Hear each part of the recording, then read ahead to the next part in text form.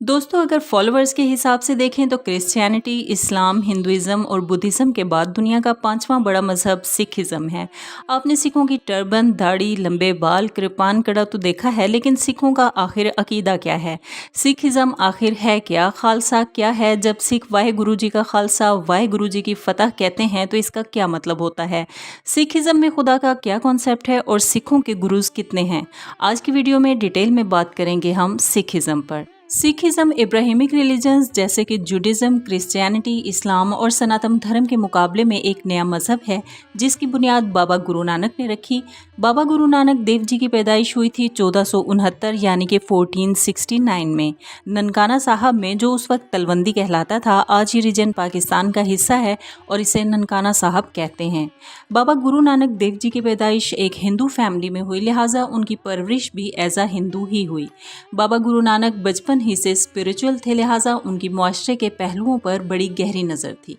थे तो वो हिंदू, लेकिन हिंदुइज्म के जो रिचुअल्स थे, जो पंडितों वगैरह पर इन्हिसार था, जो पूजा पाठ थी, स्पेशली जो कास्ट सिस्टम था, उस पर उन्हें बहुत एतराज़ था।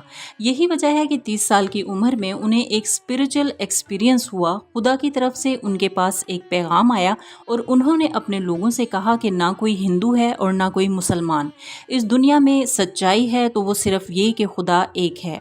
इस वाक़े के बाद 25 साल तक बाबा गुरु नानक देव जी पूरी दुनिया में अपने मैसेज को लेकर घूमते रहे, लोगों को अपनी टीचिंग्स के बारे में बताते रहे और उनके फॉलोअर्स ने उनको गुरु यानी कि टीचर कहना शुरू कर दिया और यहीं से सिखिज़्म की शुरुआत हुई।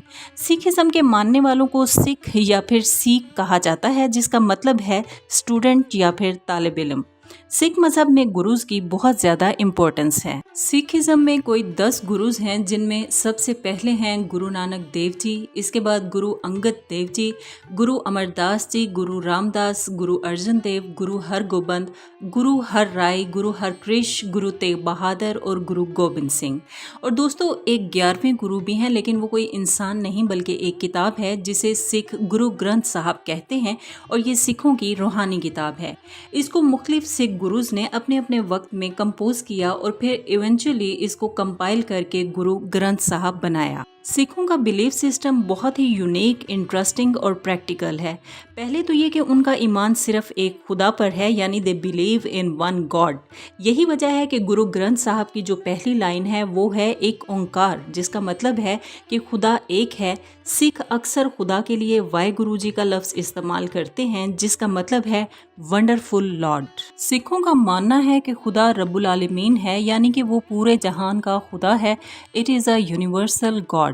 लिहाजा किसी भी एक मज़हब की खुदा के ऊपर मोनोपोली नहीं है। आप खुदा को शिव कहो, ब्राह्मण कहो या अल्लाह कहो, खुदा एक ही है। लिहाजा इस बात पर लड़ने झगड़ने की ज़रूरत ही नहीं कि किस मज़हब का खुदा सच्चा है। ये सिखिज़्म का एक ऐसा कॉन्सेप्ट है जो इसे बहुत ही खूबसूरत और पीसफुल मज़हब बनाता है, क्योंकि बाकी फेथ्स के मानने वालों का गुमान है कि सिर्फ उन्हीं की बख्शिश होगी और बाकी सब जहन्नुम में जाएंगे। सिखिज़्म इस कॉन्सेप्ट को बिल्कुल नहीं मानता। इसके बारे में गुरु गोबिंद सिंह ने कुछ इस तरह कहा: Recognize all mankind, whether Muslim or Hindus, as one.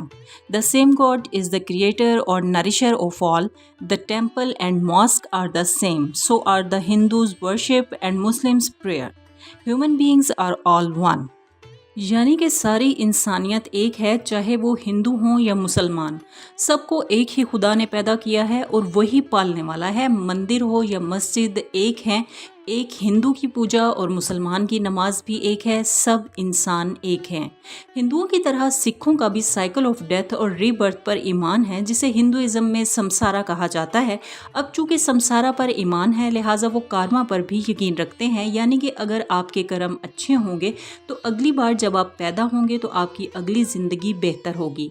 Sikhism में जन्नत और दोज़ख का कोई कॉन्सेप्ट नहीं है। सिखिज़्म ये सिखाता है कि इंसान का पैदा होना ही खुदा की तरफ से एक बहुत बड़ी अपॉर्चुनिटी है, एक तोहफा है। लिहाजा इसे इस ज़िंदगी को ज़मीन पर गुजरे इसी वक्त को बेहतर बनाना चाहिए। शायद आपको याद हो कि हिंदुइज्म की वीडियो में हमने मोक्ष के कॉन्सेप्ट को डिस्कस किया था। सिखिज़्म में मोक्ष को मुक्ति कहा जाता है, which is liberation from the cycle of death and rebirth, यानी कि संसारा से छुटकारा। सिख मज़हब में मुक्ति हासिल करने के लिए इंसान को 5 स्टेजेस से गुजरना होता है। which are wrongdoing, devotion to God, spiritual union with God, attainment of eternal bliss और freedom from rebirth यानी कि मुक्ति। सिखिज्म में एक और कॉन्सेप्ट है जिसे पंचोर यानी कि 5 चोर या 5 थीव्स कहा जाता है। एक सिख को अपनी ज़िंदगी के दौरान इन 5 बुराइयों से बचना होता है। पहली है काम यानी कि सेक्सुअल डिज़ायर, लस्ट या हवस। दूसरी है क्रोध यानी कि एंगर और गुस्सा। तीसरी है लोभ यानी कि लालच या ग्रीड। चौथी है मोह मतलब इमोशनल अटैचमेंट या जज्बाती वाबस्तगी। पांचवी है अहंकार यानी कि ईगो या अना। सिखों के मुताबिक ये पांचों एनर्जीज हैं, ये ख़राब नहीं हैं लेकिन तब ख़तरनाक बन जाती हैं जब ये आपके जहन पर सवार हो जाती हैं और आपको कंट्रोल करने लगती हैं। लिहाजा सिखों की टीचिंग्स में इन वॉइसेस को कंट्रोल करने को कहा जाता है। ज़िंदगी की इस अपॉर्चुनिटी का भरपूर इस्तेमाल करने के लिए सिख एक बड़ा strict code of conduct follow करते हैं जिसे सिखों के 10वें गुरु गोबिंद सिंह जी ने फर्मली क्रिएट किया था जब उन्होंने खालसा बनाया था। दोस्तों, आखिर ये खालसा है क्या, इसके बारे में जानने के लिए इसी वीडियो का पार्ट 2 मुलाहिजा कीजिए। और हमारी ये वीडियोस आपके लिए कितनी मालूमाती साबित हो रही हैं, अपनी कीमती राय से हमें ज़रूर आगाह करें।